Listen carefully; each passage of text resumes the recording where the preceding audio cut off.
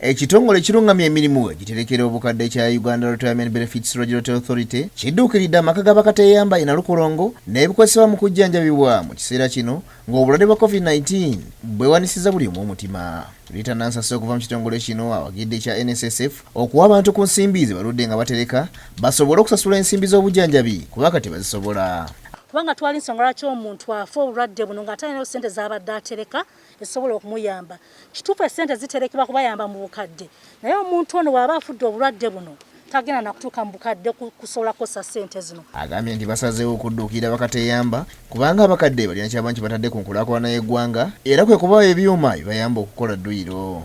Okulaba nti mu bukadde bwabwe babweyagaliramu baleme okubeera na ndwadde ezandibadde zeewalibwa. Ye James Ebito okuva minisitule y'ekikula ky'abantu asiimye abalina kye bakola okuyamba Bakateyamba era n'akubiriza abantu bonna abakola okuterekera obukadde bwabwe. God will bless you with many years, but you need to prepare yourself for those years.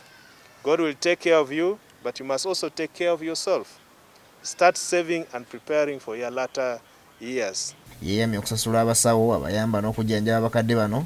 URBRA commits to paying monthly allowances for the physiotherapists for the period of 12 months beginning the month July 2021. Vikajja wa Kampala Charles Kasibante yebazizza obuyambi obaweereddwa ekitongole kino n'asaba abantu abalala okudduukirira amaka gano. Kubanga kiyimirirawo olwabo abakigabirira okusobola okwanirira omulimu guno okutambula obulungi. Yes, Sister Mary Lawrence Nakiwo akulira ekifo kino agamba nti banyingiriziddwa nnyo obulwadde bwa COVID-19.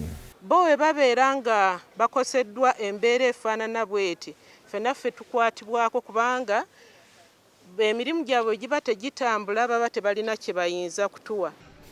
Ebyo nga biri bityo abatuuze b'e Masajja Kibira B bali mu kutya olwa mutuuze munnaabwe gwe bagamba nti yabuziddwawo.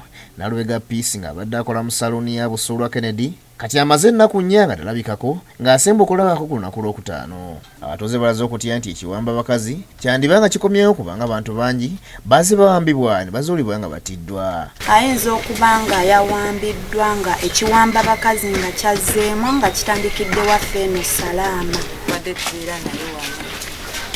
Ye kyatowunyisiza nnyo okulaba nga tukyamulaba. Kuba gw'otalabangako nti oba ayina omukwano kigujja ne gumutwala wala ne banyumya ne bakola ki abeera wano ku saluni.